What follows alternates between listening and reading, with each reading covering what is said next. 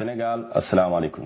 Je suis Alpha Diallo, émigré pour investir dans le secteur de l'arachide au Sénégal. Plus précisément, usine de transformation d'arachide pour faire d'huile au Sénégal. Mais comme vous le savez, depuis pratiquement 3 ans ou même plus, le secteur bi dafa rencontrer des difficultés. Difficultés qui nous empêchent, nous, industrie, nous avancer. Et aujourd'hui, nous partager avec vous tous les problèmes que le secteur bi amnako, afin de proposer des solutions pour que nous puissions aller vers l'avant. Pour l'olu, pour nous faire ça, il faut que déjà nous commencer par l'historique de l'arachide. Comme vous le savez, depuis l'indépendance, Gerte est un enjeu socio-économique d'importance. En effet, depuis ses débuts, 80% de son exportation au bir de Kebi, c'était de l'arachide. 70% de le monde agricole qui comme Khalis, c'est Gerte lay jóge. Nous avons exporté, nous sommes les premiers à exporter l'huile brute d'arachide dans le monde. Deuxième pour le tourteau. Mais sans politique industrielle viable, un accroissement démographique croissant, un ajustement structurel des années 90, enfin, une sécheresse ont montré que l'exportation fut une solution à court terme pour un problème à long terme. Le problème persiste toujours. Et secteur B, nous sommes attaqués de partout par les mauvais chiffres du ministre. L'invasion des Chinois en toute légalité et en complicité avec l'État du Sénégal, tout en piétinant qui a une déclaration au niveau continental, la déclaration de Maputo et la déclaration de Malabo, qui est un engagement, comme nous l'avons dit, institutionnel et continental. L'ONU, un ministre qui est M. Moussa Baldé, Molenti Aidé, qui selon moi est un faux mathématicien. En dépit de ce socle, depuis Munekefi, des OPA sont lancés dans toute l'agriculture. L'arachide avec les Chinois, un protocole Bouidem de 2024 et tout récemment le contrat de rénovation du barrage d'Afignam à Bignona, mais pas par les Chinois. En fait, en réalité, c'est pour les Chinois. Nous parlerons dans la saison l'obsession des chiffres de l'État du Sénégal, l'OPA des Chinois, les exportations, les lobbies, les données de la chaîne de valeur, la chaîne de valeur en tant que telle et combien de personnes interviennent dans la chaîne de valeur. Que deviennent-elles vous faites que cette chaîne de valeur est rompue? Pourquoi la préférence étrangère sur l'huile d'arachide au Sénégal? Et puis, nous allons démontrer comment on peut réaliser que le Sénégal à 1175 francs TTC au lieu de lignes Gomlo tous les jours. Ce n'est pas des fictions, mais des propos qui reposent sur des faits. Les faits sont les bases de la science, que je vais vous démontrer par des calculs et des propos. Épisode 1. Obsession des chiffres à écart de propos, nous disons, nous sommes dit. Déglu-len le président bi di wax, après nous dem ci ministre. Et notez très bien ce qu'ils sont en train de dire. Sénégal, xam nga gerte dafa am doole. Ndax ñi nga xam ñoo ci yëngatu dañoo xaw a takku macha allah te Sénégal demoon nañ ba gerte gi sooxe bi may ñëw campagne bi jiitu amuñu woon sax 50 000 tonnes 50 000 tonnes. bi ma seetaanee vidéo yi reetaan def ma jàpp parce que selon Macky Sall bi mu fiy ñëw c'est-à-dire campagne agricole arachide bu 2011-2012 50 000 tonnes la fi fekk. D'après les données de l'ANSD, nous avons 527 et quelques mille tonnes. Donc soit un écart de 477 000 tonnes. Vous faites qu'un président de la République devant tous les Sénégalais à la fin de l'année, nous savons préciser combien de tonnage de fait qu'on l'union. Alors comment ce président pourrait régler le problème du secteur? Ce que nous on fait, c'est qu'au mois d'août, on va envoyer une équipe de statisticiens, de jeunes, qui vont aller sillonner tout le Sénégal. Une équipe d'enquêteurs. Oui. D'enquêteurs dans le monde. Mais est-ce que vous avez les ressources humaines nécessaires pour faire ce travail justement, pour qu'il n'y ait plus cette... L'année dernière, quand je suis arrivé, j'ai remplacé les 52 moteurs de mes enquêteurs qui avaient 10 ans par des moteurs neufs. Ils ont allé sillonner tout le Sénégal. Mais est-ce qu'aujourd'hui vous avez une idée, monsieur le ministre, du poids de l'informel dans ce secteur-là? De l'informel? Oui. Des gens qui ne figurent pas peut-être dans vos bases de données. Attends, les enquêteurs, ils vont voir le SDTR et ils vont dans les champs, je vous ai dit. Ils ne font pas ça sur papier.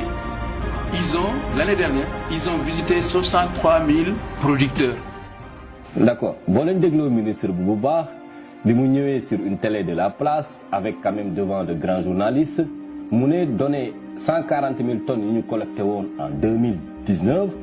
Ni lañ ko calculé 52 agents yu mu jëndal ay moto yu bees ñoom ñoo wër 63 000 exploitations boo ko divisé vous êtes à 1211 exploitations par agent compté au aléa climatique yi nga xam ne moom moo am période bi mu wax la commencé nee na août lañ commencé normalement mënuñu def lu ëpp 200 tool par weer te compté wu ma samedi ak dimanche c'est-à-dire que su ma ko génne woon nous serons un peu plus. J'ai été clément ñu def 200 par weer.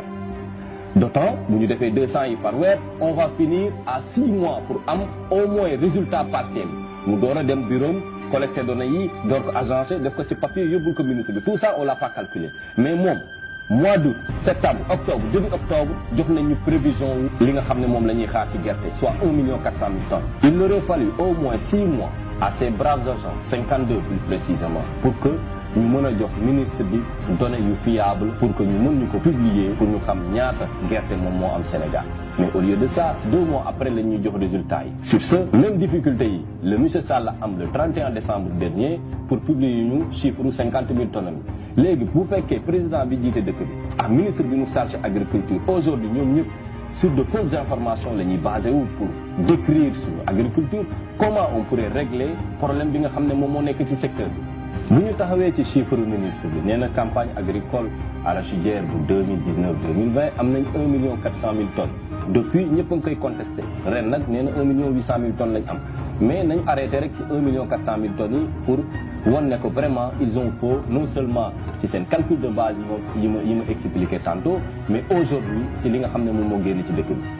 Selon le ministre am nañ 1 400 000 tonnes douane déclaré na génn na 327 000 tonnes de graines moo génn Sénégal boo ko xoolee 500 000 tonnes gerte xottu la boo ko dindee ci 1 400 000 mu dese 900 000 tonnes nga génn ci 100 000 tonnes capital semencier mu des 800 000 consommation locale en tout cas données yi ñu am ci 5 dernières années yi musul passé 40 000 tonnes boo ko dindee ci 800 000 tonnes yooyu mu dese 760 000 tonnes ana 760 000 tonnes yooyu année bii passé gis nañ benn industrie de transformation liggéeyu Sonacos CAIT Rasiac Copéol West African Oil ñoom ñëpp kenn amul gerte goo trituré fi 760 000 tonnes desoon ci dëkk bi quand même ñooñu dinañ am gerte gu ñu liggéeyee te kenn déggul ci Sénégal benn producteur ne am na gerte ci këram gu mu jaay alors soit dañu nekkoon dans de faux chiffres wala gerte gi nekk feneen foo xamante ne kenn xamu ko ci Sénégal.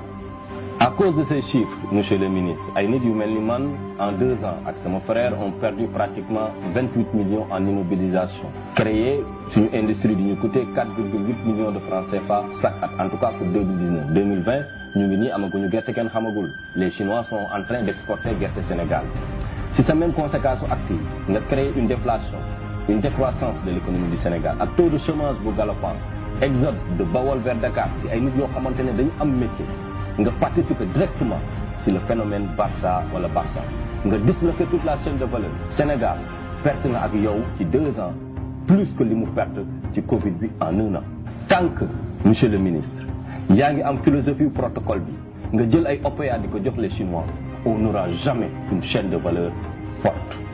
samay vidéo amul dara lu personnel wala lu tubaab di wax ad hominem mais dafa basé wu sur des faits et faits nag moom mooy base de science. yéen ñi di décider au lieu ngeen di flasher wu sur sama personne wala loolu leen ma mën a empêcher pour que ma continuer di informer xalaat leen à ceci dëkk da ngay defar waa dëkk bi defar dëkk bi boo njëkkee defar dëkk bi ko waa dëkk bi dañuy dem bàyyi la ak dëkk bi. man sama xalaat c'est juste vous informer wax problème yi ñu trouver ensemble des solutions pour améliorer la condition de vie des Sénégalais. Sur ce maa ngi remercier ñëpp ñi nga xam ne toog nañ jël seen temps seetaan vidéo bi di leen ñaan ngeen abonné wu pour que prochaine vidéo yi ngeen mën si jot à temps. Merci et n'oubliez pas de vous abonner.